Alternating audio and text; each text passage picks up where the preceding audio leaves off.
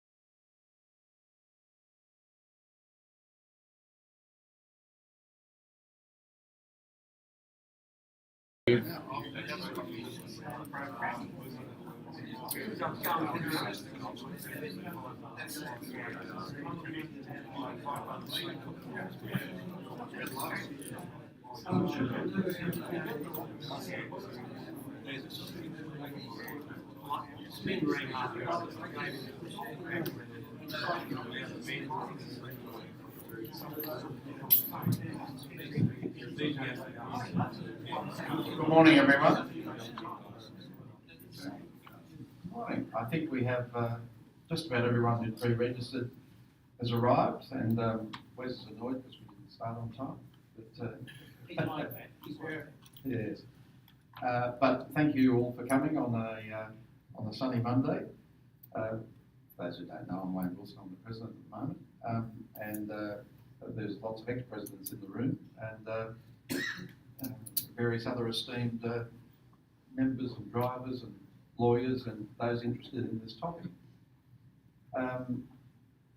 Our speakers today are Michael Smith, who's the Director of Motorsport and Commercial Operations at Motorsport Australia, and still answers to any description relating to CAMs, but we're all trying to come to Motorsport Australia, MSA, who'll speak second, and Colin Haste is going to speak first.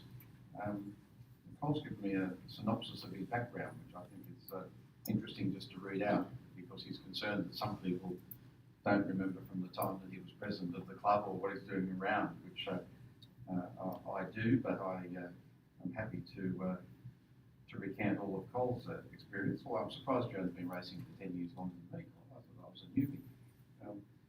So Cole came to motorsport in '85 as a member of the MG Car Club and the HSRCA, In historic competition, he's regularly run with an MGTF. How things move on. And racing Group K with an Austin 7 Monoposto 750 Formula car. Where's that? Oh, where's that car now?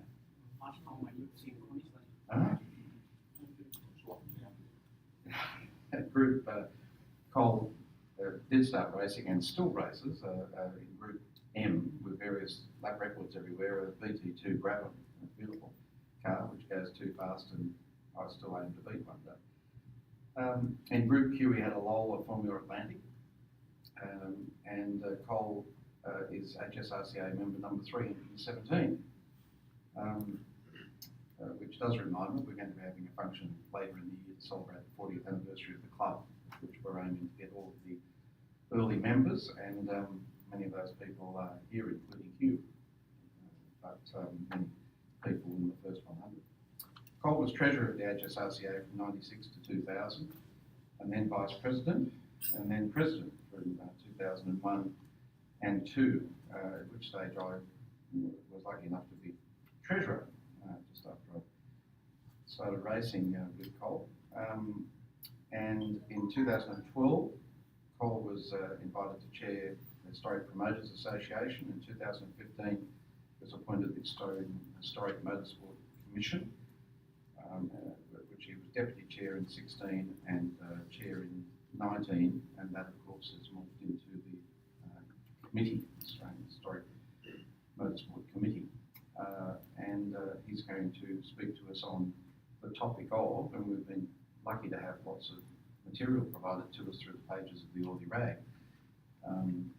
that people have been corresponding about their interest in the future of historic motorsport and their cost of competing and various bureaucracies and others which Cole has deeply studied, including the response which is about to be published, which I guess many people haven't seen. So I think the Aussie Rag went out from the printers at the end of last week. It's probably going to be in your mailbox this morning, but in response to a letter from a member in the last edition, Mr. Master, Eugene Narocca, the CEO of Motorsport Australia, has written a long and passionate response, which I was planning to have in everyone's letterbox today, but it hasn't happened, I don't think. But Cole will speak to that with speaking for the virtues of Motorsport Australia.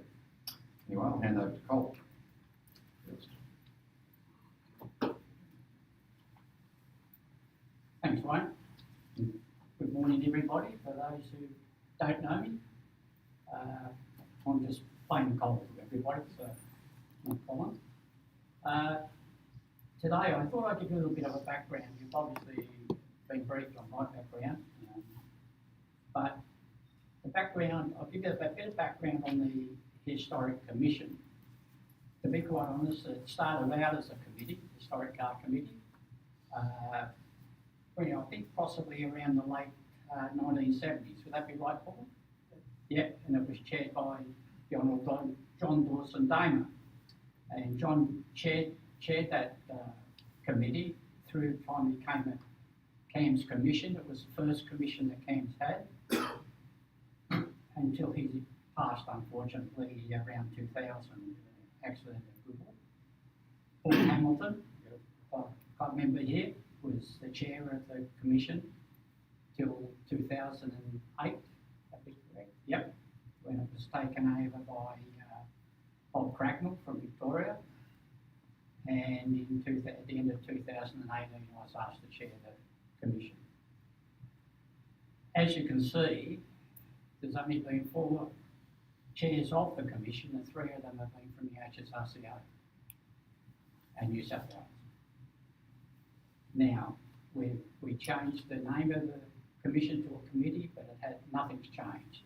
The rules and regulations are administered the same, our standing orders are the same, and our brief is basically the same. So, if there are any questions on that, everyone, good. Okay. Now, basically, the committee, as it is now, deals constantly with safety issues, both on and off the track.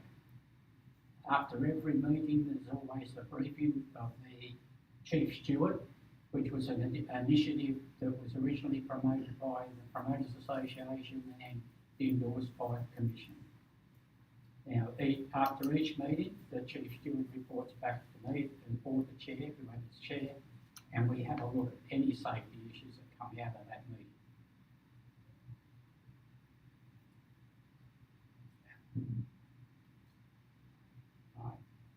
I noticed that in some of the correspondences comment about different categories and introduction of different categories.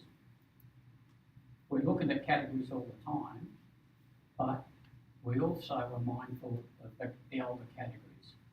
So we're not adverse to extending categories, we just extended the Australian Formula 2 mainly because they're uniquely Australian. The formula that was used here wasn't used anywhere else in the world. So we've extended that to 93. We've also extended what was Formula Brabham, became Formula Holden, to 92, which encompasses some of the Formula 3000 cars, but not the sequential gear change cars. So we do look at the broader picture and what categories we can expand and where it's going.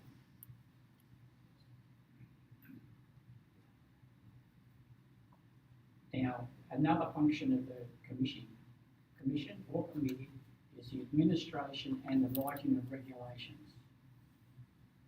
The administration of regulations is constant, and the writing and the rewriting, because something always changes, and it needs to be fine-tuned or improved.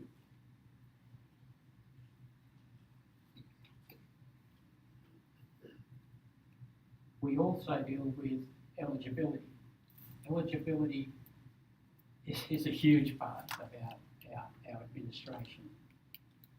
And the problem is that today, some of the cars that have to be, that have come under our categories have become very desirable and become very expensive. So we have a situation where people wish to include a car that they believe is historic or fits a category. We have to administer it basically, and we really don't want to have to say that's genuinely that car. Provenance is a problem. Everybody wants to prove provenance, and especially if it's a car that's valuable. And that leads to legal issues and administrative issues that cost a lot of money. But that's the way that the sport has gone.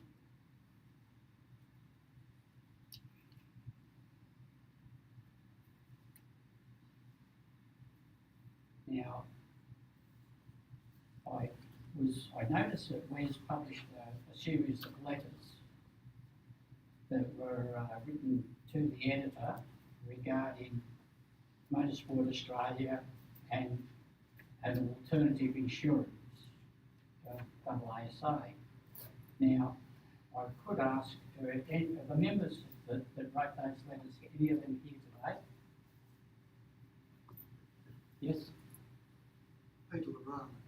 Peter LeBron, good, Peter. Now, just a second. I have your letter here. And I'd just like to address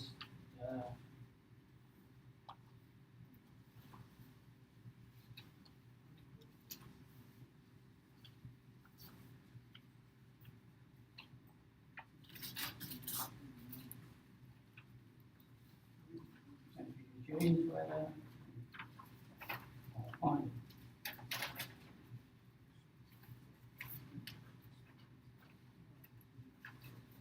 Okay.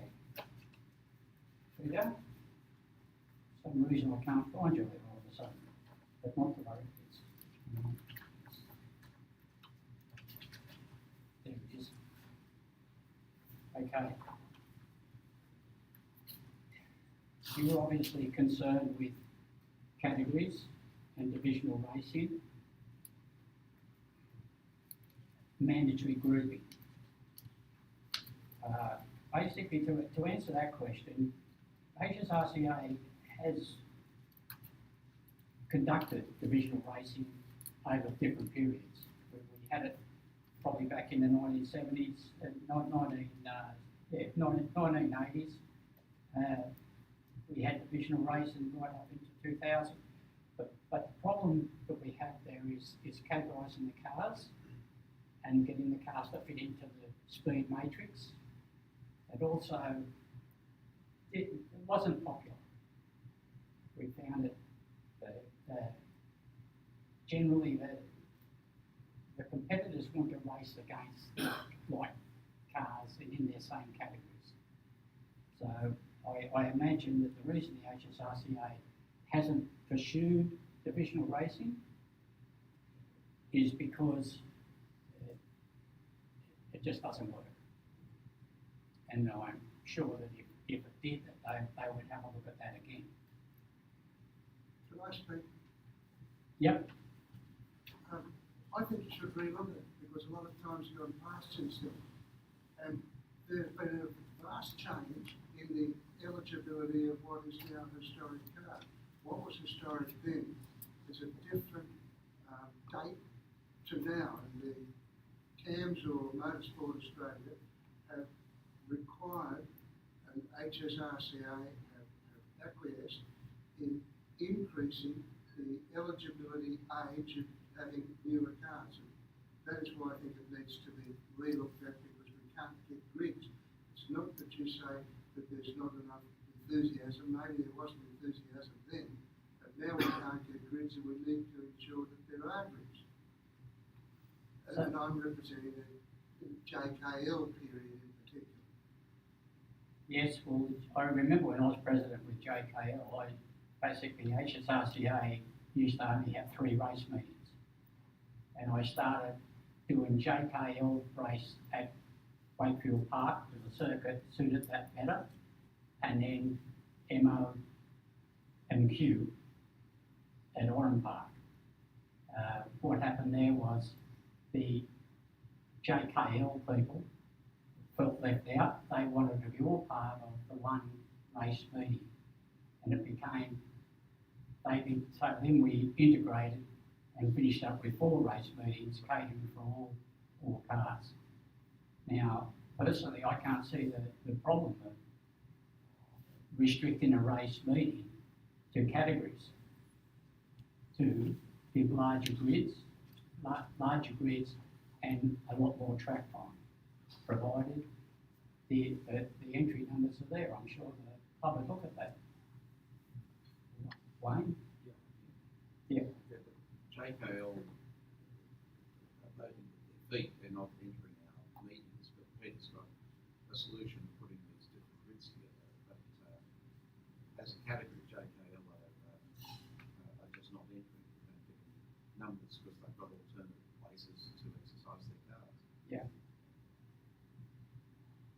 Well, I mean, that's an unfortunate thing, and that's something we've got to encourage them to come back, I guess.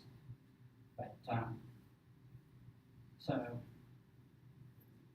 you also mentioned in your letter about the dates, the category dates, but then you pick out 1988.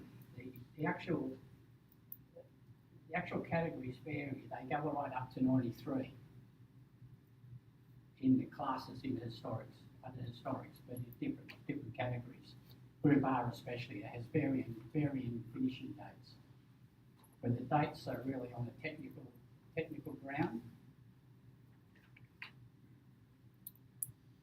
I only suggested that there needs to be a cut-off date, and the reason I suggested 88 was only arbitrary thing, and I said because it was the bicentennial year. Yeah. All we need to do, I think, is be able to assess what our volume of cars is, and as long as you've got sufficient cars to fill the grids, that is where the year should be. started at 1960, or if it chopped off at 1960, you wouldn't have enough cars to have a meeting. So I recognise there's got to be some date beyond that. Where it is, I don't know. It's going to be a mathematical calculation after you look at the number of cars that exist that are eligible. Okay. So there's no magic in 88. Okay. Well, what I suggest is after the meeting, if you like to contact me and give me your thoughts, and we'll have a look at that at commission level and see if we can do something to try and accommodate some of the thoughts depending on what they are. But the thing is, we're there to be part of, we're part of the whole system, and we're the administrative part of the system. Unless you come and ask us, we can't do anything. You understand? Sure. Yep. Okay. Is there anyone else that is author of the letter that we have here today? Obviously, for years, 10 years. Sorry? Obviously, for 10 years I've been thinking about these issues. I can talk for a bit, but I'll leave it for the time being. Yeah. Okay, well, there were a couple of other issues, mostly with AASA. One chap wrote in, he was concerned about the cost of a licence, but it appeared that really all he was competing in was regularity and super sprint, and really he didn't need a full racing licence. So, you know, I mean, he could do that without a level 2 licence and still be part of HSRCA Motorsport Australia events.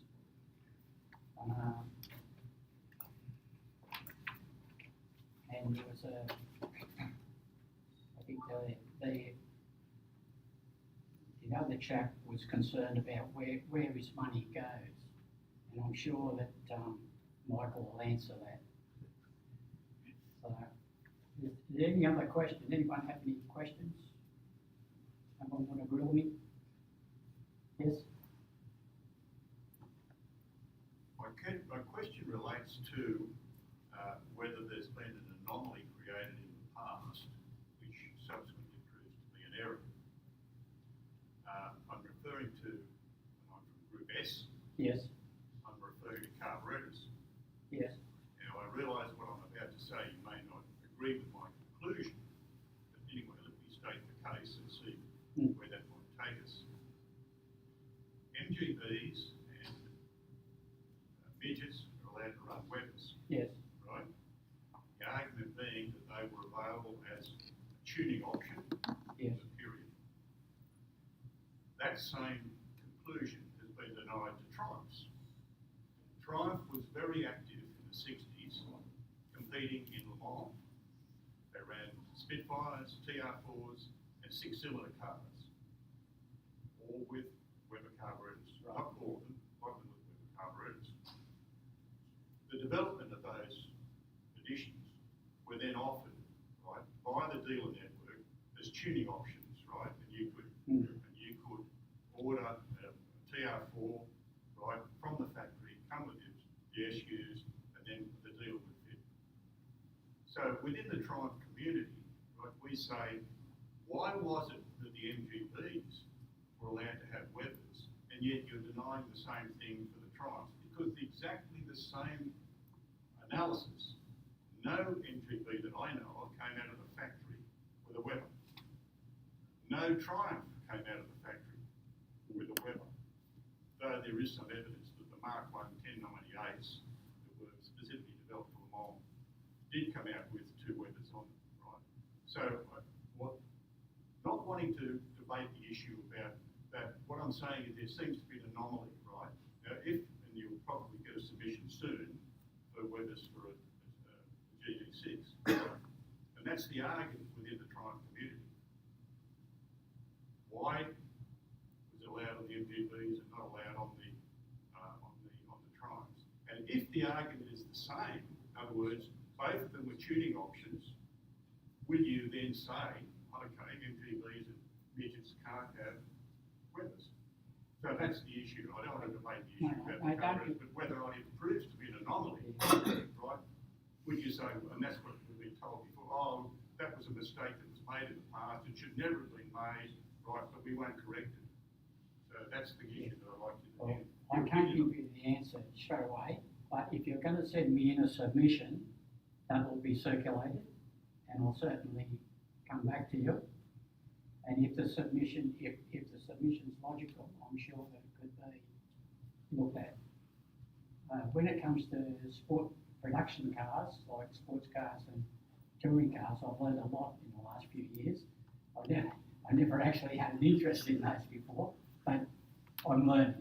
And we have a dedicated team, obviously, that look at the eligibility issues of production-based cars. So a production-based eligibility committee and ordinary eligibility committee for CFD type race cars. So if you could send that submission in, we'll certainly look at it objectively. But that's not my question. My question is if it shows, right, through the argument and the evidence that's presented to you, that the MGB should never have had weathers allowed, right, will the Commission then say, okay, as from January next year, no weathers on MGBs? Or would you say, well, I'm sorry, that's an anomaly that was created back 20 years ago, and we're just going to live with it? That may be the case, so I'd have to deal with it at the time. Basically, the decisions aren't mine. The decisions that are made by the committee, or commission as it was, a decision by the members of that. And it's only just recently, last year or so, that the chair had a vote. Up to that point, the chair didn't have a vote on those issues. But it does now. But I'll certainly be happy to have a look at it, and I'll certainly be happy to communicate with you about it.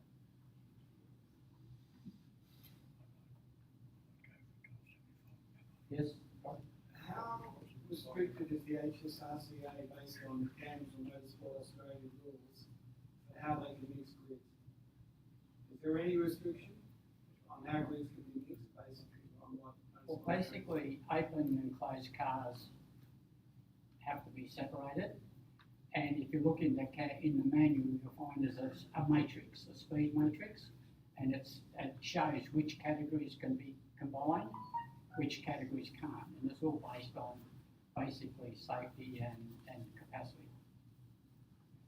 Cole, can I just alert the group to a paper that's been undertaken recently and will go before our committee soon on grid composition, which we'll send up to the committee. It's included a number of people with expertise, including the person who drew up the matrix in the first place. Yep. So that might be helpful Okay. on that issue. Yeah. It's intended as much for street events as anything, but where the issues come up. But we've done something. We've done a fair bit of work on that issue. But in the meantime, there is the matrix in that manual. If you just go to the website, you'll get that. More questions? Okay, well, I'll let you have one.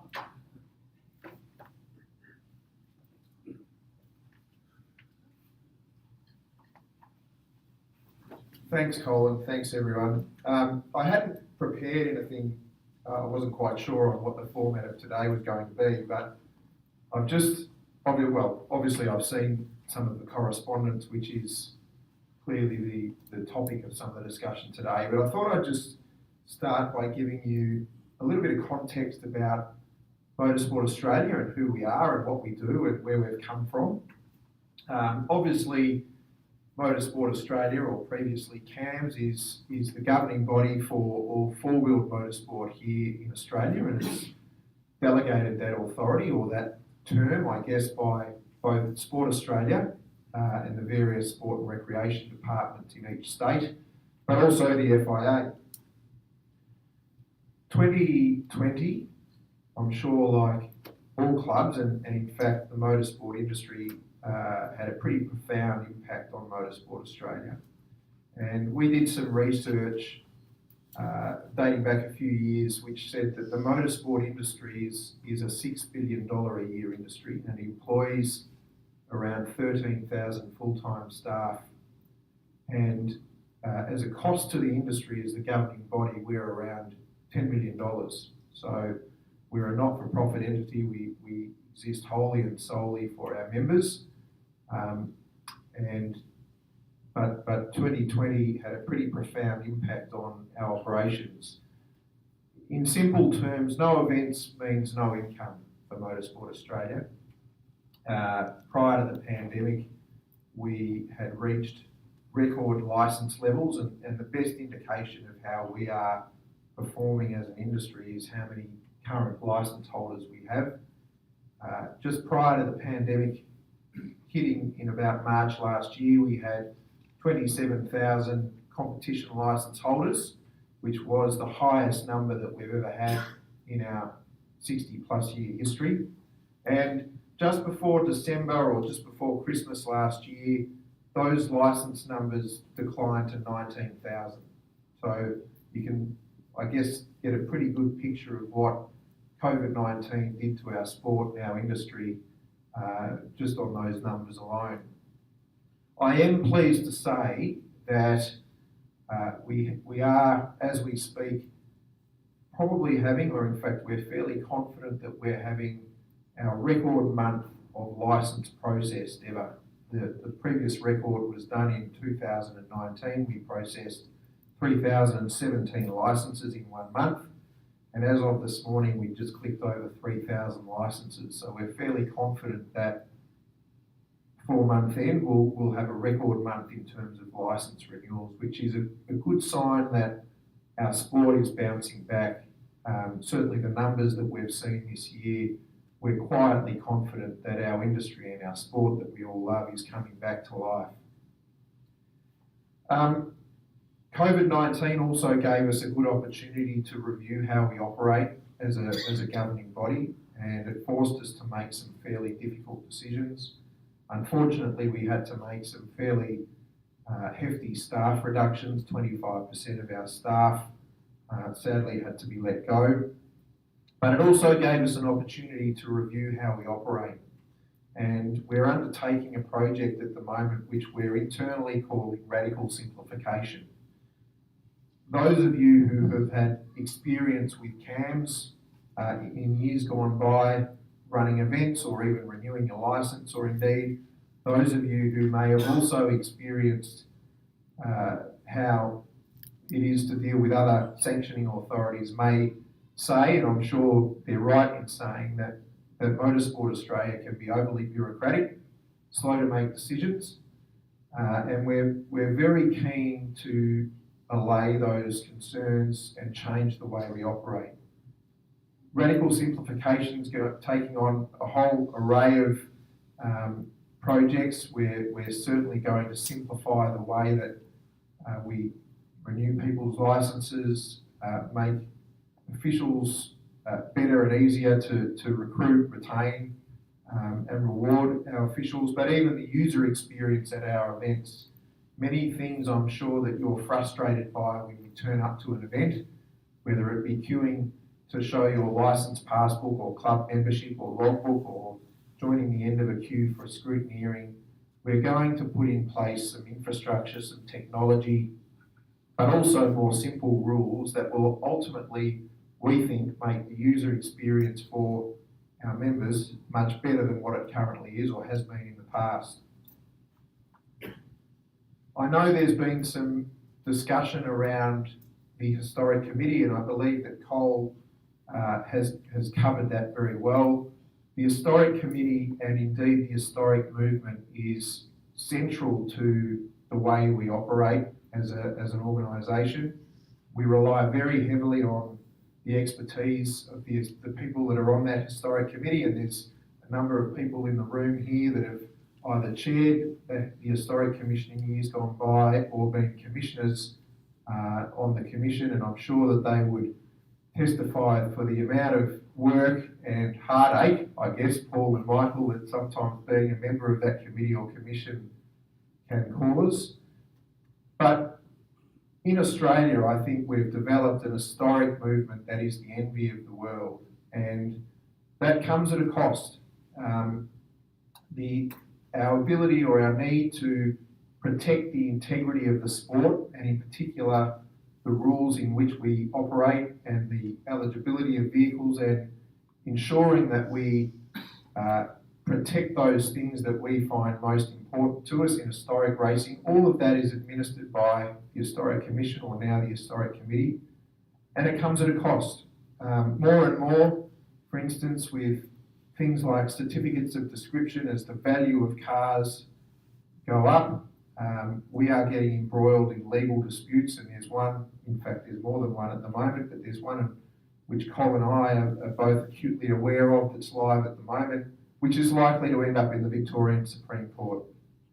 That's an unfortunate reality of what we do.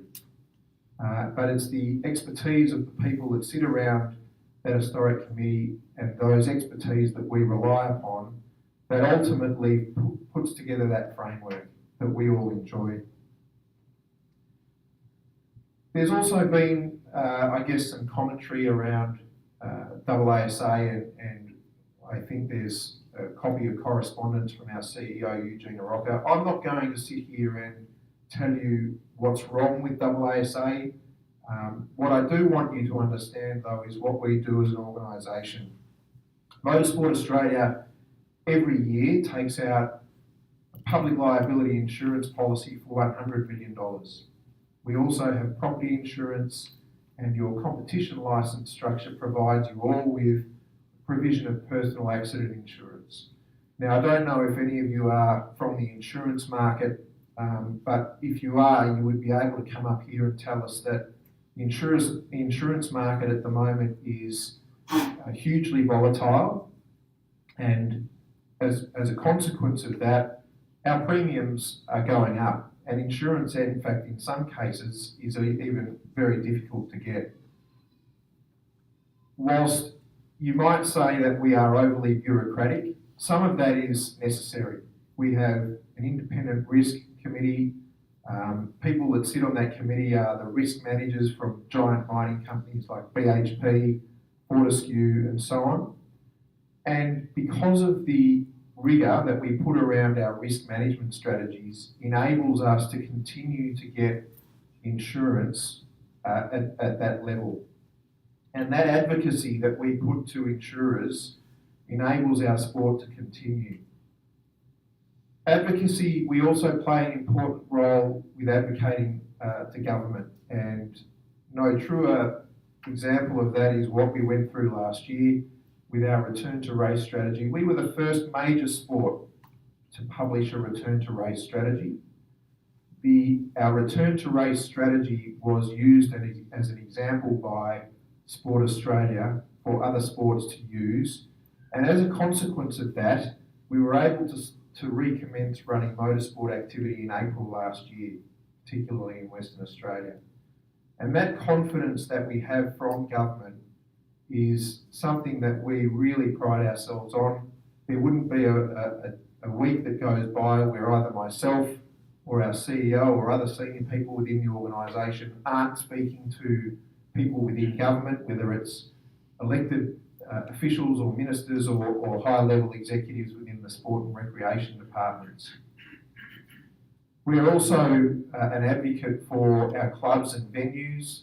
Recent examples of what we've been able to achieve. Last week, the Victorian government, through a recommendation from Motorsport Australia, the MG Car Club in Victoria will receive $500,000 to upgrade their Rob Roy Hill Climb facility. The Sydney Motorsport Park upgrades, which is probably more relevant to the group in this room, received a commitment from the New South Wales government of $10 million, and that was through advocacy from Motorsport Australia that Motorsport was able to receive that funding. We are indeed not-for-profit. Last year, we were very thankful. We had built up over a number of years some surpluses. We had some retained earnings, which was fortuitous for us last year. This year, we're budgeting very close to the line and are anticipating that there is going to be more volatility within motorsport. As we sit here now, Brisbane is going into a 3-day lockdown. We don't know whether the Australian Grand Prix is going to occur in November. And all of those things have a fairly profound impact on our industry, and particularly very important revenue that comes into the sport that we need to reinvest back into the sport. Over the past 2 years, to give you an example of how we reinvest back into the sport, we've invested over $1 million into officials training and safety. And that is something that no other motorsport organisation in Australia does, but we take safety very seriously. And I guess a good example of that is the level of commitment and investment that we're prepared to make.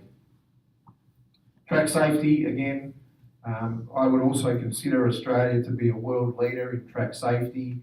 The tracks that we're fortunate to race on are all the subject of FIA grade licence venues, and they undergo the safest and most rigorous inspections that any circuit in the world can adhere to. I know there's been some commentary around the licence restructure, and again, we took the opportunity last year to review not only our permit structure, but also our licence structure. And we reduced, I think the number is, we reduced 90 licences down to 34. Now, with every change, there are people that are advantaged and there are people that are disadvantaged. What I can say, and I know that there's some people in this room that are consequently paying a little bit more for their licences than they were otherwise. 90% of our licence holders are better off financially as a consequence of the changes that we have made. We undertook a fairly detailed analysis of the licences that we've reviewed. Those that are no longer in existence are no longer in existence because, simply put, there weren't very many of them. We've tried to ease the pain. There's a bridging year in 2021 where the cost elevation is not as steep as what it will ultimately be in 2022. But as I said, we were fairly conscious of the fact that we made sure that as a consequence of doing this change, 90% of the people are better off financially than they would otherwise have been. So I think that's enough from me for the moment. I might just open the floor to questions if I can. Steve Pittman from Group N. I have a question around the insurance that we pay, which we pay a premium in our entry fees. I was in university some years back, pretty severely. I tried to claim the insurance cover that CAMS had, and virtually you can't claim anything where they said that I had to go through my private health fund, through my Medicare, and then anything after that I could make a claim, which virtually, I asked why do we pay these premiums if you virtually can't claim on them? Well, there's a couple of elements to the insurance. The first and most expensive insurance that we acquire is public liability insurance. So in other words, if we get sued or the club gets sued or one of your officials gets sued, that's where our public liability insurance and the cost of the premiums goes to. The personal accident insurance, the provisions of the personal accident insurance are not a secret. They're published in our manual. They're also published on our website. We make no secret of the fact that we ask people to exhaust their own private health insurance before we call upon the insurance policy. I don't know your specific circumstances, so I can't comment on that exactly. But what I will say is we're able to get any insurance we want, but it comes at a cost, obviously. There is a provision within the personal accident insurance that is published, and there's loss of income insurance within that. There's ambulance transport, there's medical expenses, all of which are capped and all of which are published in our manual and on the website. Yeah, we'll still get back to the fact that you can't claim because the ambulance was covered by my private health fund, all the other stuff was covered. I'm not sure what the breakup is of the entry fee. $500. Well, the entry fee, we pay a premium for the year, and it's in excess of 7 figures. The entry fee is not directly attributable to the insurance. your Motorsport Australia licence is in fact your provision of personal accident insurance. It's not really anything to do with the permit fee. If we were to go to our insurer and say we want to provide personal accident insurance for all of our licence holders, which would avoid them having to call upon their own private health insurance or Medicare, the cost associated with getting that insurance would be crippling.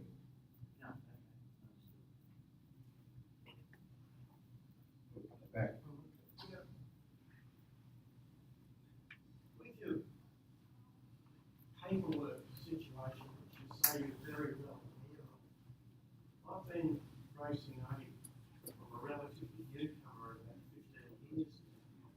I've been a promoter with HSRCA, and I've gone through CAMs and been on various committees and everything. You're very quick to renew licences.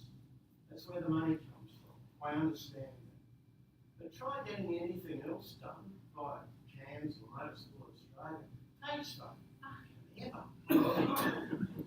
It's unbelievable. It took me 2 years to get a Group N car approved, which, and logbooks, you send a logbook away to get a new logbook. Forget it. Just doesn't happen. HSRCA, I have no problems. It's really simple, it works, it's fast. You guys really ought to take a leaf out of their book. Yeah, look, we're aware of that. I'll say a couple of things. Firstly, we're aware of it. A large investment from us in the next 12 to 18 months is going to be in our IT system. So we've developed an app which, if some of you have it at the moment, it's a very simple app. It allows you to do nothing really than view your licence and check into an event. We've got a web portal and we've also, or in the process of developing an event entry system. In 18 months' time, pretty much everything that you want to do with Motorsport Australia will be able to be done electronically, whether it's via the app, whether it's via the portal, or whether it's via the event entry system. Fundamental thing is we recognise that the best thing we can do for customer service is take the people out of it. So I accept what you're saying. Comment around your Group N logbook. I don't know the specific circumstances. I suspect one of the reasons why it took 2 years was that there's an element of rigour that is applied around the application of your vehicle.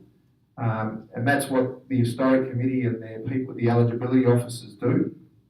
But we are aware of us being more difficult, putting it bluntly, to deal with, and we're going to fix it.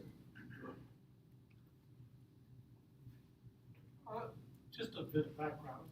I represent probably a few other people who race with the historic movement. I've been doing it for about 20 years. I spent most of that time running around the back of the pack and entered about 4 or 5 events a year. I think that probably represents quite a few people in the historic movement. And I'm grateful for what you put as emphasis in what you were just saying.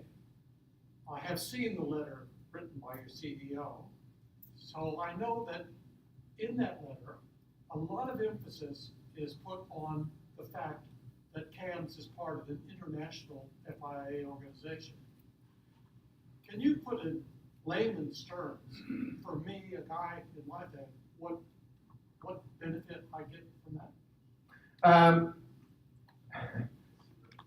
Safety, one thing. So we benefit from, and I'll give you an example. And I think this is one of the most misunderstood things about Motorsport Australia. I'm sure a lot of you who are motorsport fans would have seen the Romain Grosjean incident that occurred at Bahrain last year, a very spectacular incident. Thankfully, Romain walked away with some fairly minor injuries. I was privy to a briefing from the FIA 2 weeks ago, which had the findings of an investigation into that incident, out of which there are 20 recommendations and changes that will be made. To track safety, to the apparel that the driver is wearing, to the way that marshals respond to incidents like that. So that's one direct benefit that we as a member of the FIA get. and in turn our members get. We get access to a huge amount of information. We get for instance, if we were to, as I said before, we have, I believe, the safest circuits in the world here in Australia, the subject of FIA grade track licences. If we as Motorsport Australia and or a sport had to fund the same level of resources that go into administering the circuit safety, and there's all sorts of complex circuit simulations that would simulate the speed of a JKL car going into turn 1 at Eastern Creek, just as it would simulate the speed of a supercar. The cost of us administering that, resourcing that, would be, again, unachievable for us here as a motorsport industry. So there is a lot of benefits, and even from an historic point of view, I mean, we have a representative here, and Paul's been one in the past, on the FIA Historic Motor Race Commission. We are a benefit of that. We get all of the information that's current and up to date in terms of historic racing all around the world. So there is certainly a number of benefits with us being affiliated with the FIA. Richard? Just want to get some idea of the significance of the historic scene in the motorsport scene generally. So a specific question would be, what proportion of licences, if you know? Can't hear the question. Oh, sorry. Sorry, I will stand, pardon my voice. I'm interested in the proportional significance of historic motorsport in motorsport scene. So the question is, two questions. First of all, any idea what proportion of licences renewed each year would be go to people who are participating in historic events? And more generally, how is the historic, or the fifth category, sort of viewed within CAMS and its significance? You did make a point earlier in your comments on that, and I think it referred a fair bit to the Historic Commission. Yeah, I mean, it's hard to clearly define how many licences are directly related to historic motorsport because we don't have historic licences, we have circuit racing licences. I'd be guessing if I was to put a number on the number of licences. In a revenue sense, I mean, it's no secret we derive, the majority of our revenue is derived from the top end of the sport. So through contractual agreements we have with supercars, through contractual agreements we have as the organiser of the Australian Grand Prix, and so that's where the majority of our income comes from. Also from licence holders as well. I mean, the licensing income that we get is not insignificant. I mean, in terms of the importance of the historic movement, I mean, motorsport is what we do. We're not a not-for-profit. We exist wholly and solely to facilitate motorsport.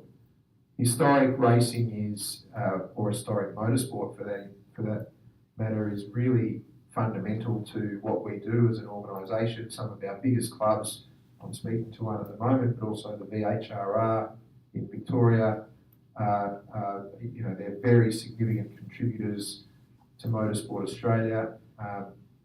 And even in terms of advocacy and risk management, and I don't want to start a whole other debate, but there is constant pushback from various, insurers for one, around what we do with historic motorsport and the risk that presents to us as a sport and the consequent insurance implications. But we are absolutely wedded to historic motorsport. We understand the significance of motorsport in Australia over our 60 years, and historic motorsport is fundamental to what we do. We wouldn't have an historic committee, we wouldn't employ specific people in the historic motorsport department unless we felt it was critical to motorsport itself. Edward Gavin, my name. I was on the commission for a couple of years. Just a point of advice, I suspect, that Richard's question is a question that was asked when I was on the commission. What percentage of funding derives from the historic motorsport community? What kind of contribution does the historic motorsport community make to the running of CAMS? The the answers that we got back then, Paul would remember, oh, we can't tell you that because our funding's holistic and we can't do this and we can't do that because you're part of the whole. Good point, we are part of the whole, that's the whole point of why we're here and why we're in motorsport. But it would do a lot for Motorsport Australia's credibility. If somebody could stand up and say, hang on, we actually have so many licence holders who predominantly engage in historic motorsport. It requires another question on you. Well, yeah, I mean, it also would be great for credibility. So we think the historic motorsport, we can say the historic motorsport community contributes X amount of dollars to the whole. well, I'll tell you this, and again, I'm not trying to skirt around the point you're making. The example I gave before of us going to the Victorian Supreme Court for a certificate of description dispute, we would have 2 or 3 or possibly 4 of those a year. Our legal fees in fighting that for this one issue alone will go close to $40,000. So we do that because we're trying to fight for the integrity of motorsport and fight for the integrity of what all you guys here believe is important, and we believe it's important as well. There's 2 main risk areas. Every year when we go renew our insurance with the insurers, there's 2 main risk areas they ask us to justify. The first is rallying, and in particular tarmac rallying. The second is historic motorsport. I don't know that answers my question. But Well, Can I perhaps help you answer Ed's question? Sure. We did in fact do those numbers, Ed. we did, but who did them? Well, the Commission did. The Commission did them, that's right, not And we CAMS. provided the information to CAMS. We did a breakup of licence holders. We provided our own information on our estimates of income derived from historic motorsport and where it was spent. I'd have to say, in my day at the Commission, we satisfied ourselves pretty well that in fact it was a good deal. We were getting value for money. I'd also have to say now that I think it's bloody disappointing that that CAMS or Motorsport Australia hasn't seen fit to continue that practice. If we could do it, you could do it. And it's information that would help you run the organisation. I guess that's my point, that there's But something. Well, it's I'm sure the answer would remain pretty much what it was 10 or 15 years ago when we did it. So I don't raise that or comment in support of Ed's comment in the belief that we're being ripped off, because I'm bloody sure that we're not being. But I do think you would establish your own credibility as an organisation to a little bit better than you have. It just would enhance the whole system. One final comment, I wasn't suggesting that we're being ripped off, I was actually But some people do. articulating badly what Paul was articulating better, Yeah. that it would be to Motorsport Australia's benefit for groups like this across the country to have answers to those kinds of Sure. questions. It was also part of the Historic Commission's original terms of reference, that it had that function. And although Cole says the committee has the same terms of reference, I'll bet that's nothing.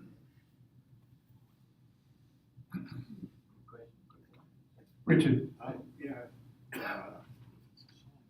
Is the issue with the insurance companies in regard to historic motorsport a perception issue, or is there evidence that it is a riskier?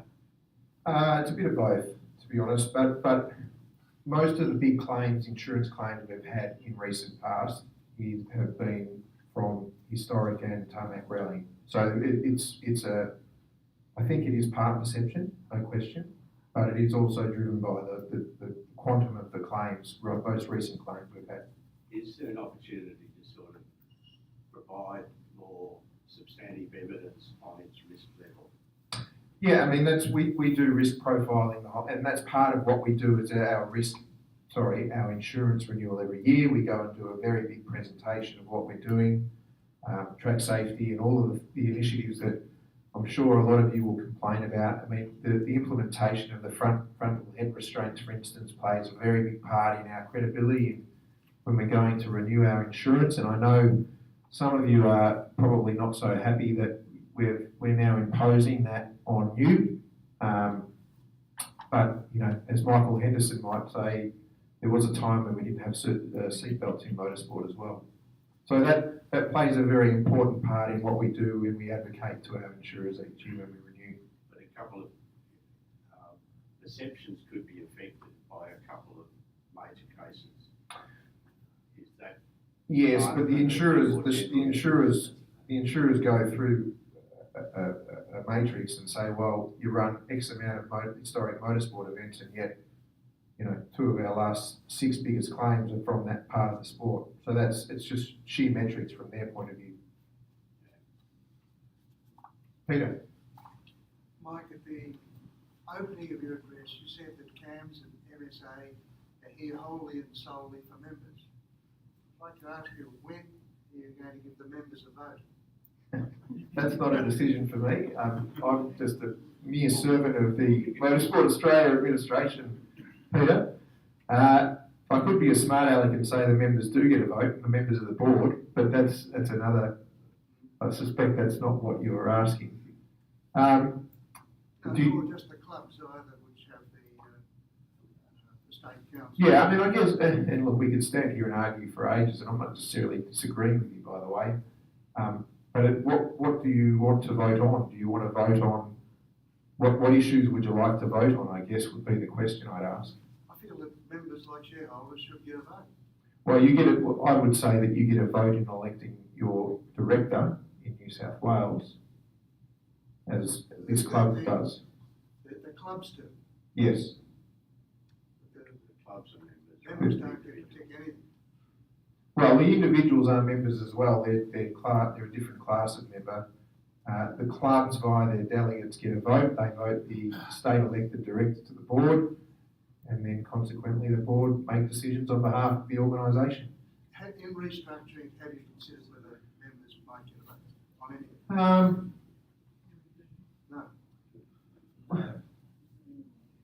I'd have to say no. I mean, it's certainly been discussed, and I'm not saying that it wouldn't be something. And to be honest, it's not something for me. It's a matter for the board. But again, it would be what you are voting on. Are you suggesting that you would vote to appoint your director, or do you want to vote on other things? I'm not quite sure what you're. I just don't think that it's a denial of any opportunity of members to participate in the activities of Motorsport Australia. All right. I'll take that as a comment. Thank you. Yeah, thanks. Just address the room rather than a question to yourself. I'm Hugh Kings, and I'm chairman of the Australian Motor Heritage Foundation. Got another director here today, Brian, and our project manager, Jeff Pickett. All of us members of the HSRCA are here for that reason. And we're also closely aligned actually with the HSRCA. All 3 of us members, and there are many others. Okay, the good question of the value of the historic movement now to motorsport generally in Australia. You'd possibly be aware that about 7 weeks ago, there was a major report released in the UK as to precisely that. Carefully done, bolstered by all of the clubs. And the figures that came out of that were just amazing. I haven't got it with me, but it's a big, big thing. In contradistinction, we have the 6 or 7 year old report done by Ernst & Young to you guys, which I know deals not at all with motorbikes, and bikes are a biggie for Eastern Creek, I know that. We've noted all that. Paul Hamilton raised the point with me some 3 years ago when he was understanding what we were on at. We need to gather this information in. We have it on our agenda now, and it's not just a promise. We have noted the figures out of England. We know that they haven't been replicated, no study's been replicated here. We know to be valuable. And we are now looking at getting a second intern out of Western Sydney University to handle that for us, with us, under the tutelage of one of our directors, so that we can produce some raw figures, nothing huge, nothing like Ernst & Young, but at least some figures which will help this study along. Reason, we are not political, we are not a lobby group, absolutely cannot be, but we want to demonstrate and direct our the abilities of our resources in service of the clubs to issues exactly such as these are being raised now. It's a difficult issue. HSRCA has been on about it, I know, for a long time. I'm one of the founder members, and it's something which has got to be resolved, and we should not be regarding Motorsport Australia as a combatant in any of this. We should be allied, and I think that when we get this done, maybe you'll support us with some of these figures, support the doing of them, then it should help the movement. Hope so. Yeah, I mean, we did the Ernst & Young report, as you mentioned, that's about 7 years old. We are in the process of working with Deloitte now to update those figures. It won't include motorbikes, because our charter is for four-wheel stuff only. But, and to your point earlier about the FIA, I mean, it's through funding assistance we're getting from the FIA that's enabling us to do this Deloitte's report, which is, I mean, one of the reasons we're able to get $10 million for Sydney Motorsport Park and $500,000 for Rob Roy is the fact that we can walk into government and say, well, this is not just a sport, but it's an industry that employs 13,000 people and $7 billion a year in economic return to the various communities. So it's really important. We'd be happy to work with you. I mean, we're not against motorcycling. We're all part of the one family, but I think Peter might get angry with us if we start spending our funds on motorbikes. But we'll certainly work with you, no issues at all. Under the return to motorsport, we've seen a lot more self-certification and an improvement of the process of when we enter. I think one of the things that gets up my nose and probably other people in this room is standing for hours at a time while somebody checks your socks. And we've seen recently self-certification. Will that continue after in the post-COVID? Yes. So I put a paper, we had a board meeting on Wednesday night. I put a paper to the board asking them to approve the rollout of targeted scrutiny across the whole of sport. It will be supported by the technology that we're going to be putting in place. But we are unashamedly taking the opportunity with COVID-19 to rid ourselves of some of those frustrations. So targeted scrutiny where you'll have to be audited at least once every 5 race meetings you go to. Hopefully that means you won't be joining the back of a queue for someone to check your socks, but it might mean that you're getting both a safety and eligibility check, which is a little bit more thorough rather than a cursory glance. But even things like, which I'm sure is a frustration to many of you on checking an administrative check, licenses, logbooks, things like that. Through the technology that we're implementing, there will no longer be a reason for an event or a club to require you to join a queue to present your license to show that it's current valid. So that's part of the stuff that we're looking at as this radical simplification project that we're going through. Up the back. Hi, my name's Warren Jenkins, and I run my concern is you talk a lot in MSA and groups talk about safety. That's your primary objective, I guess, why you set up all the things set up these authorities to run meetings in a safe manner for everybody concerned, spectators included. However, it's come to my attention over the last, I guess, 3 years in particular. We run Mustangs.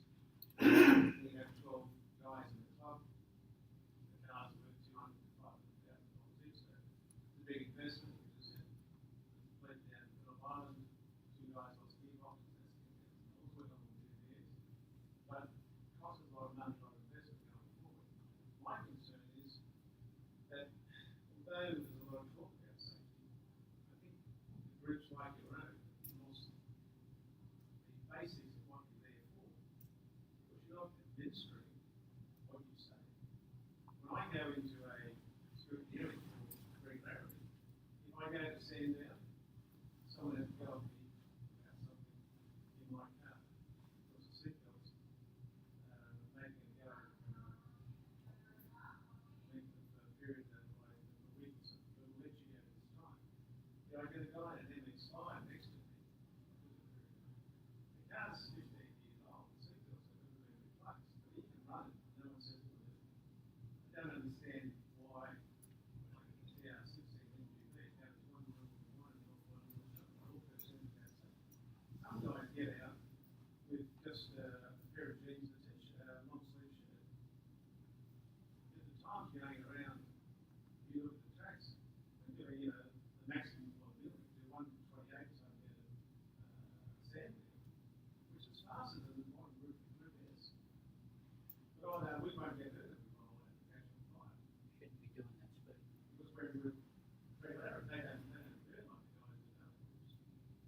I don't understand, let me say, this is important, because we went to a meeting a few years ago at Phillip Island, and, you know, they do a great job, not as good as HSRCA, on the safety. But we went to a meeting, it was a few years ago, and we had these also in regularity. And so I did some stupid things, like they did with HSRCA, they called flags, blah, blah, blah. However, we have one of the best racing car drivers in Australia, I think it's the patron or wherever it is in the gets up and says to the regularity guys, I wish you guys will piss off. We don't need you guys. And you tell me you need money. And if we don't run 100 cars at these meetings, the usual thing, you'll fuck. Well, I don't tell, I'm not standing here saying we need money at all. It wasn't me that said that. Absolutely, there's a cost in. If you take 100 cars at $1,000 each, you've got a mathematician to work out how much money that is. Well, that's money to the club, it's not money to Motorsport Australia. And the person who made that comment, I don't know who it is, but it's not a person that's from Motorsport Australia.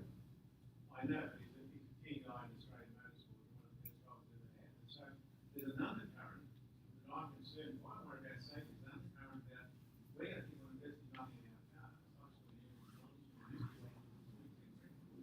And that regularly going to be killed because someone's going to be hurt. Because he hasn't got the right equipment, or he's not being observed correctly. And this undercurrent of whoever they are will kill regularity, and we're stuck with our cars that are spilled. Well, and Cole wants them to say something. I'll just make a comment first. I mean, for us, it's a balancing act. Regularity, speed events, entry-level parts of the sport, as distinct from racing. We do our risk profiling every year. We understand that there is a differing level of safety requirements at this level as there is at this level, and that's a risk that we as an organisation choose to take. Why did they let Phillip Island last week? My friend said that mixed risk. Why did they let an open top car run in regularity? You'll have to speak to the organisers of that event. I mean, we've got a risk matrix, which Cole mentioned before, which is quite clear, talks about the vehicles that can be mixed together, and it's quite clear. Now, I don't know what the specific circumstances of what you're talking about, but if they've stepped outside of that matrix, then that's a matter for the organiser. Yeah, but it comes back on the entrance at the end of the day, because I'm concerned about a major event or even a minor event we use as a speed point to get the regulatory group. There's a lot of guys that do this. We're not all big box. Well, I don't know that there's any suggestion whatsoever, nor am I aware that there ever will be a suggestion that we'll get rid of regularity. I mean, it's an important part of what we do as a sport. Okay, well, I'll take it on record because we just want to know we don't invest money in our cars. We don't get our own experience. I might think that's an idea, but it is concerned that you get a major person who knows what out and tell us you're going to get lost. Well, I don't know the person you're speaking to, but don't suggest that they had anything to do with Motorsport Australia or what we stand for. Cole, did you want to mention anything? Regularity became part under the. Sorry. Some years ago, regularity came under the Development Commission. It was a commission that was organised through Motorsport or CAMS at the time.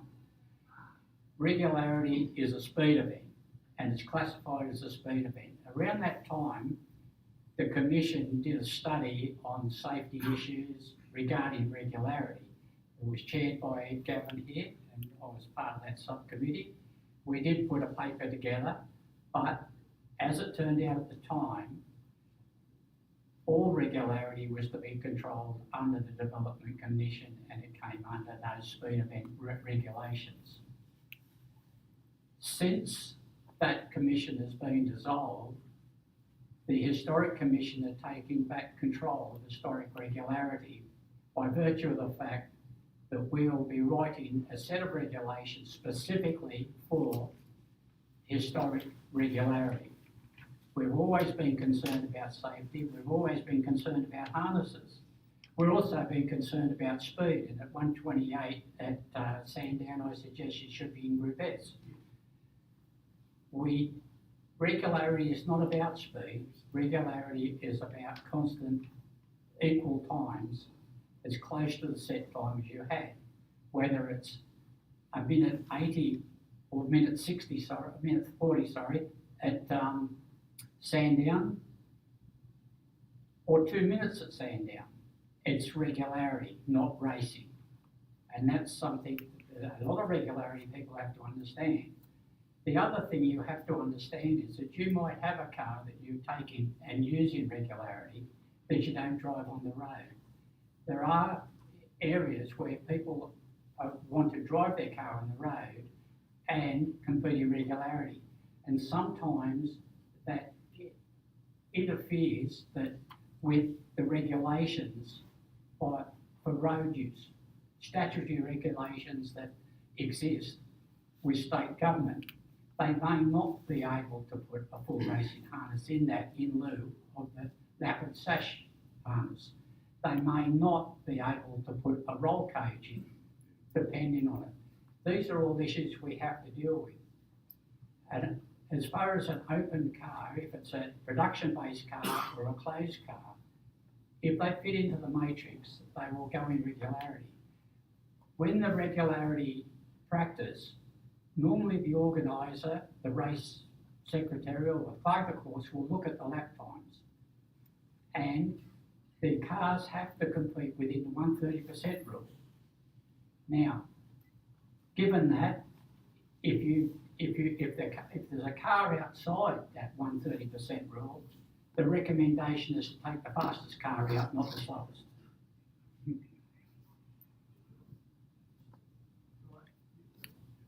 And that's no different Do you have a from when question on it's under the control of the, I think the other thing that might come into play.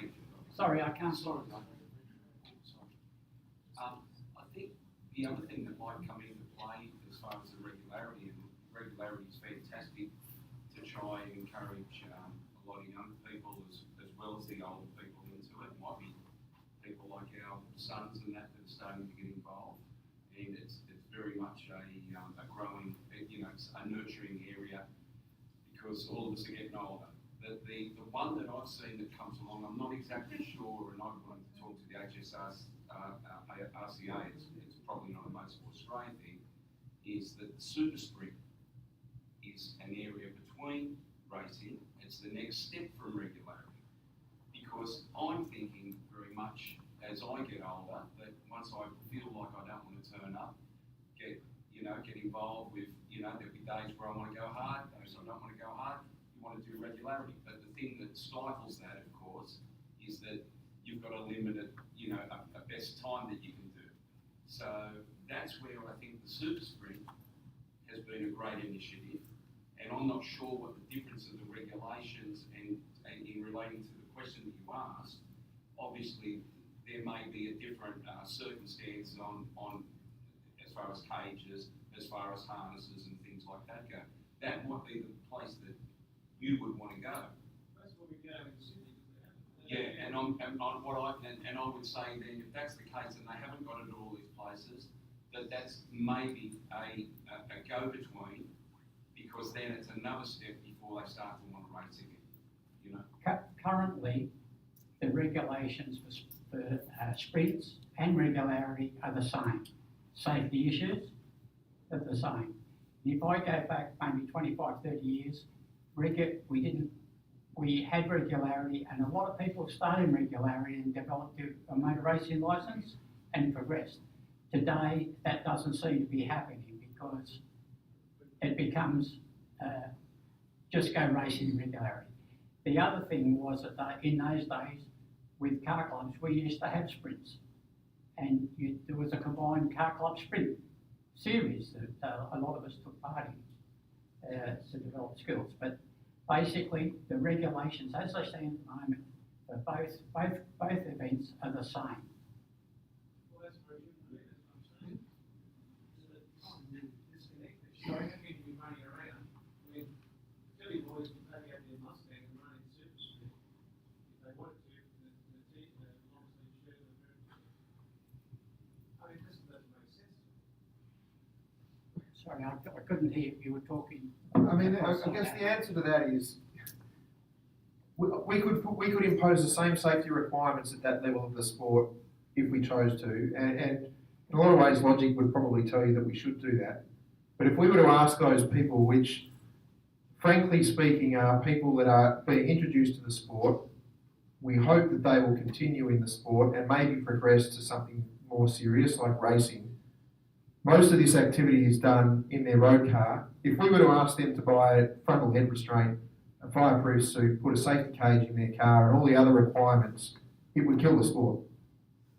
The cost would become so prohibitive for them, they simply would not be able to be involved. Now, again, we make a decision, a conscious decision, and it's a risk-based decision that we've got these people that compete in grassroots activity, entry-level activity. They're not subjected to the same safety requirements as people that go racing. There is some science behind it. The number of incidents we have at this level, despite the fact that this represents probably 80% of our overall activity. So of the 2,000 event permits that we issue every year, probably 1,500 of those are at this level. The cost associated with our insurance premium and the incidents we have are here, not here. Can I just, as someone who's been in regularity for 20 years and having to make decisions about that and introduce the super sprint into HSRCA for the deliberate intention of A, going to later model cars, B, also moving the faster cars out of regularity so that we could retain historic. It needs to be noted, and Ed Gavin reminded me of this the other day, that regularity, completion of 5 meetings in regularity will give you an OLT. So you're expected to drive at a level that would get you through an OLT, which means capacity to pass in corners, run close to another car. Interesting. So there's an inconsistency in it. But at another level, one of the things that we've done in regularity within the club and the Super Sprint is pay a lot of attention to the respect we have for the other driver, because primary safety is partly in the mind of the driver. If there's a lot of respect for the other driver, you simply leave them room. Our incident rate, and I submitted to that study that was done with Ed Gavin and others years ago, I submitted a 15-page report or 10-page report on the risk experience in regularity over the previous 12 years, in which we'd had 15 incidents, most of which were own goals in the wet at Sydney Motorsport Park, by the way. Only, I think of the 15, only 2 or 3 were a product of overdriving. Since about that time, we've had no touch by any car of anything. So I think there's a degree to which safety in motorsport can be achieved, but there are still risks, and it varies for various reasons and between circuits. I know, interestingly, that I've been more conscious of letting my daughter, whose skill levels are quite good, but she's a lot slower than me, I'm more comfortable with her on the track than my car on the road. Just an interesting thing as a father, and yet she's a very capable driver. Okay, up the back. Historic. There's lots of historic cars that are not being used. When you talk to the owners of these cars, for various reasons, some of them are too old, they don't feel like getting their cars out of them. But there are a percentage of them that say that it's now too expensive. Now, one of the cheap expenses are things that Cairns in their day and now Motorsport Australia have insisted on. They've changed the rules on harnesses, they've changed the rules on helmets, they've changed the rules on neck devices, and they're all expensive. The JK&L cars and the older Group N and Group S cars, do they warrant world's best practice in those sort of things. It has been said that sometimes CAMs in their day have insisted on world's best practice to protect the employees of CAMs from being sued. It's not for the protection of the competitors, it's the protection of the legal side of CAMs employees. I'll take that last bit as a comment, because, I mean, I can tell you that never in our thinking do we worry about whether or not me as an employee or my staff or our CEO are worried about getting sued. What we're worried about is protecting the safety and integrity of our sport. We make no apologies for the fact that we always like to have the highest safety standards that we believe can be achieved here in Australia. And if that means that we're adhering to current requirements with harnesses, safety harnesses, overalls, helmets, or frontal head restraints, we make no apologies for that. We understand it makes a cost, it increases the cost of participation, and we take that very seriously, and we try and very hard not to impose overly costly cost impositions on our competitor base, but equally we will not subject them to an environment where we believe it's not safe.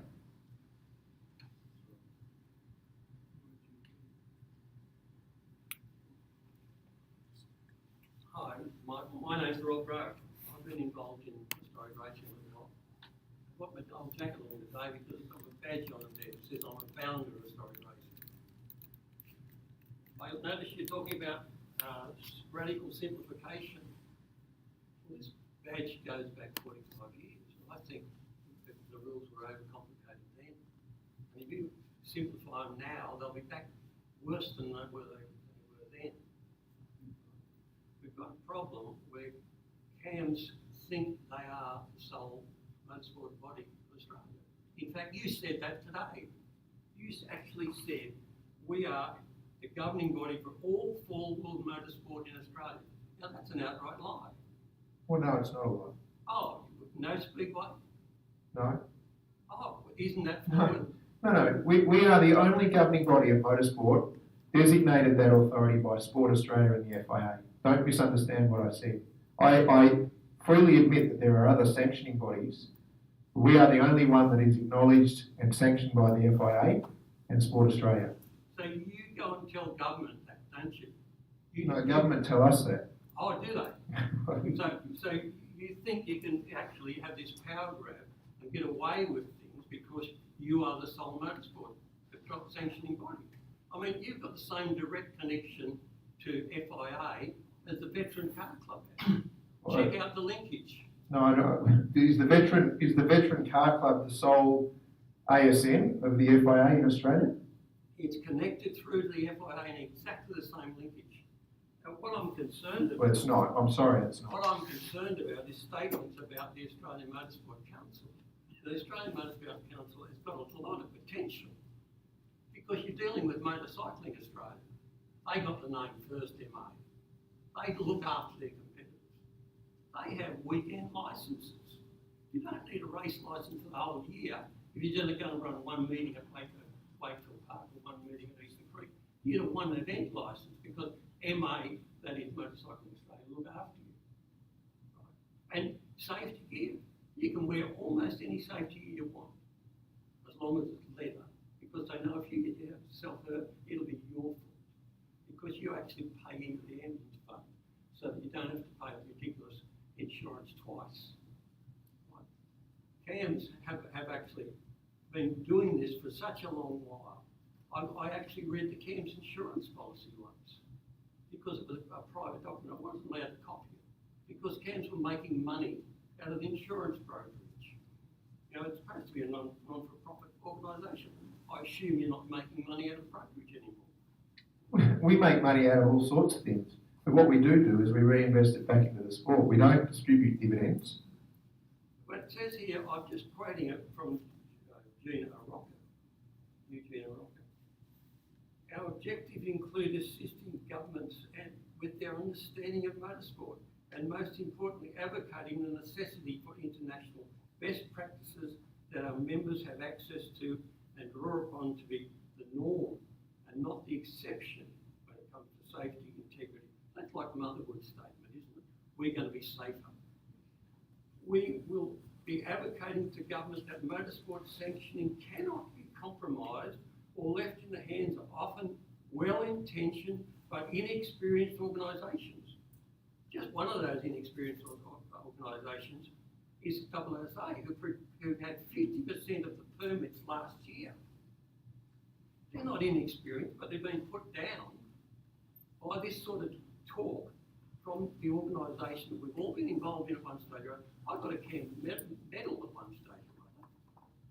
I haven't had a licence, a CAMS licence for a long while because I find it unnecessarily expensive and ridiculously overruled, enforced with the regulations. I think CAMS is in just after another power grab with the Australian Motorsport Commission, and I think our members should be very, very aware of what's going on because they know you can get a better deal by competition in the with our organisations, with speedway competition, with HSRCA competition. There are other ways of doing the job. CAMS is not the only way, and I would suggest you stop telling everyone, including government, that it is the only way. It is not the. Well, please don't put words in my mouth because I've not said that, nor do we ever say that. What I will say about the Australian Motorsport Council is it's an opportunity for us with Motorcycling Australia, with Karting Australia, and those similar organisations to advocate to government. And it's something that we haven't had. Now, you might suggest that there's some giant conspiracy theory. There is not.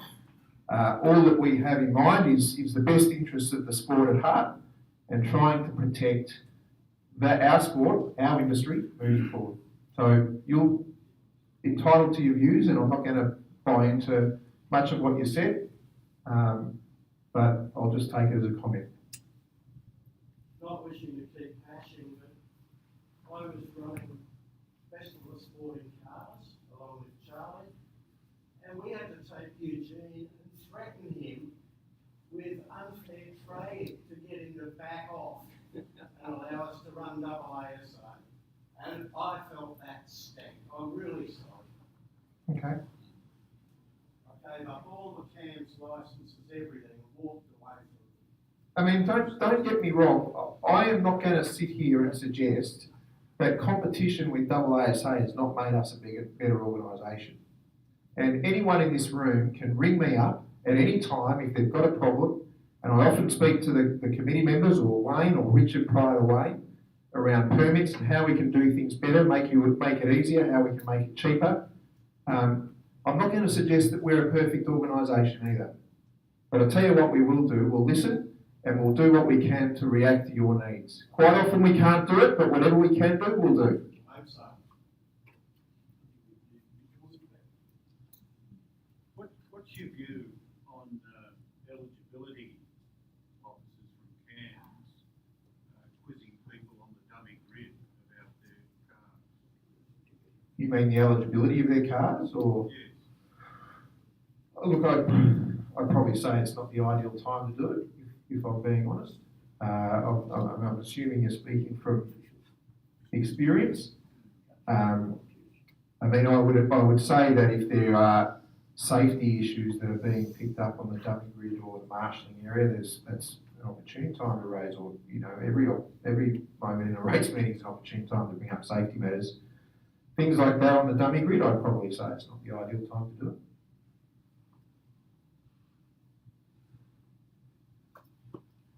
Can I ask what the objective of today's meeting really is? I mean, we've heard about all the sorts of bellyaches we've been hearing for years, and bit by bit, and I salute what's happening now in the plan going forward. But from this meeting, what do we really want to get out of this meeting? Because at the moment we're just talking about, we're covering old ground. I mean, I think for the future of historic racing, where we need to be concentrating, this is probably not the right venue. I look out from the commentary position at the meetings I go to now that I've run out of racing time, and I'm seeing diminishing grids except for N and S and regularity. And we're doing a great job having state-of-the-art C&D approval and historic cars. But we also need to be looking at how do we keep the whole thing bankrolled through those Group N, Group S type classes. Where do we go in the future for those? So I just want to know what we really expect to get out of the meeting today. Up the back. Some interesting conversation today. I just have a slightly off track. How many people at Motorsport Australia hold a motor racing licence? Staff, you mean? Yeah. I don't know, accurate. I don't hold a motor. How can you know how we all feel about the sport that we participate in? Well, I mean, there's a number of people in my department that race. I official. I'm a senior official. I official at events. I think, to be honest, I think I've got a pretty good handle on what people think. As I said before, anyone in this room is more than welcome to ring me up. Well, I've been flagging my life, but I can tell you the difference between being a flagger and a driver splits apart. Well, I can tell you from experience, and in the past we've had some past competitors, club members of motorsport in our staff, and in some cases they've been the worst staff members we've had. So it's not the only solution to administering our sport. Well, you know, you've got to have an idea of what drives us. You know, Well, what affects us. What, you know, can you give me an example? Not off the top of my head, but if you had said to me, yes, I'm a driver, I know exactly what you're talking about in terms of critical positions or screw gearing, safety, etc., then you have a better idea of what drives us, what affects us, and what plans we've got. I mean, I'll answer it this way. We've got a board of 9 members and a president, six of whom are elected from each state. And we've got people everywhere from the ex-managing director of Tourism Australia on our board, all the way to people that have been club members their whole life, and everything in between. And I think that's pretty true of our organisation as a whole. It's the same as the Historic Committee. We've got people with different experience in different walks of life. Not every one of them have sat in a racing car, but I'm not going to agree with you and say that that's the only thing that you require to be a good administrator of motorsport. I didn't say that. You said somebody here wants to put words wrong. So please don't do that. What I said was, people give a good understanding of what drives us and what we need, and what we don't need. Well, I don't have motorsport experience as a driver or a competitor, but people in my team do. In support of that, I'd say that when I was on the Development Commission, and certainly the CAMS executive staff we were dealing with in the last couple of years were all current holders of licences and competitors. One in particular had probably been hanging around motorsport since he was about 4. So certainly in that commission, the staff members we were dealing with certainly had grassroots experience. To John's question, can I just say, what I think we have accomplished here is that I think that historic racing has one thing that makes it a bit different from the rest of your categories that you deal with, and that we're very cost conscious. It's a big part of us. I don't think the V8 guys worry about the cost of their license terribly. They do. Well, all right, no, I stand corrected, but nonetheless, we have a problem in historic racing, I think, with decreasing numbers. It is mostly our problem, but it's important that CAMS understands that too. And I think I'm hearing from you that you do. So. Yeah, I mean, I don't want to sit here and tell you that you're not unique, but you're not unique. And by that I mean we administer motorsport, and within that we've got supercars, but that represents 0.5% of our overall activity. We've got rallying, we've got off-road, we've got grassroots level motorsport, we've got historic motorsport.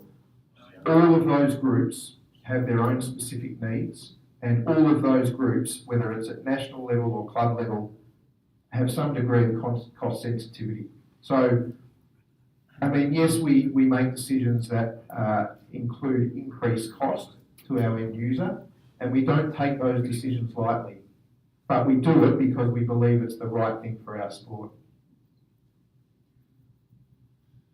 Can I just make one comment?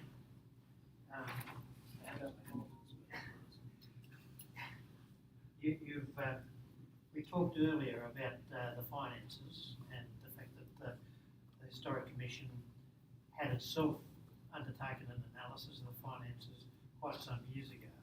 And you openly said that you're not doing so now, it's not part of your plan. I have to say that I'm a long-time supporter of CAMS, I'm a life member of CAMS. But I'm very disappointed that if you're starting to develop new systems, new technology, that there's no provision in that to differentiate between various branches of the sport.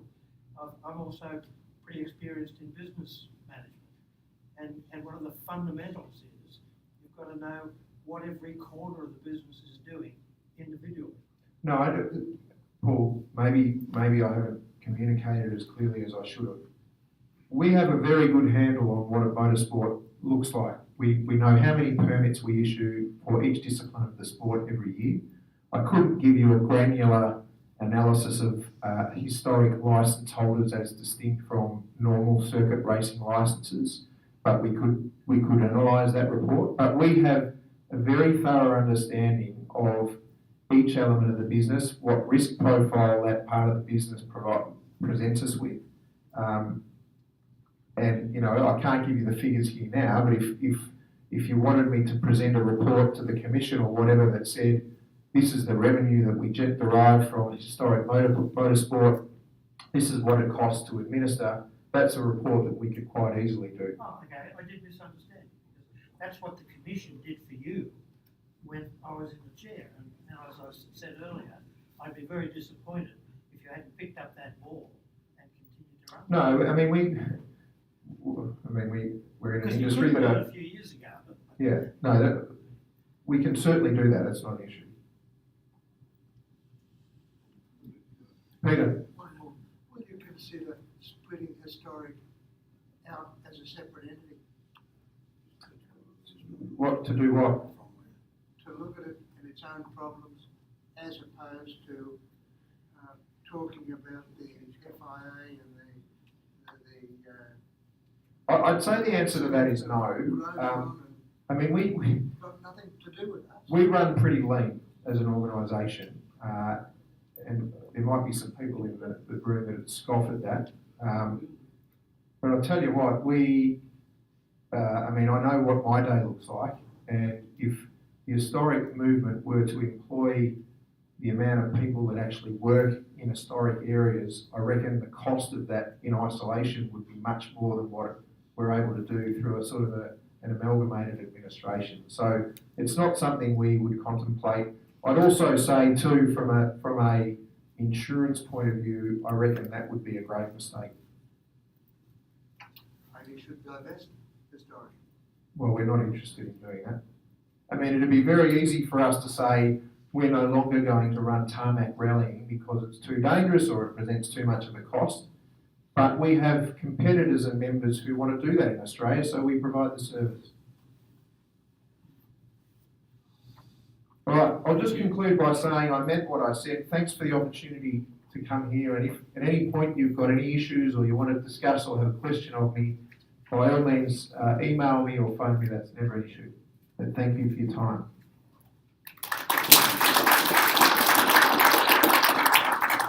On behalf of everybody here, thank you for coming along.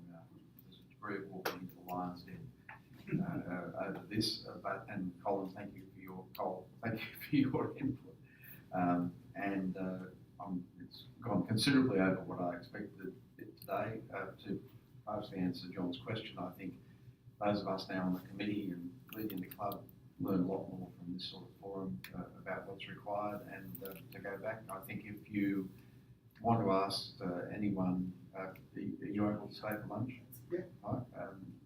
Please come and see them afterwards when we'll be downstairs, and everybody else, thank you for coming, and we'll see you at Eastern Creek in June.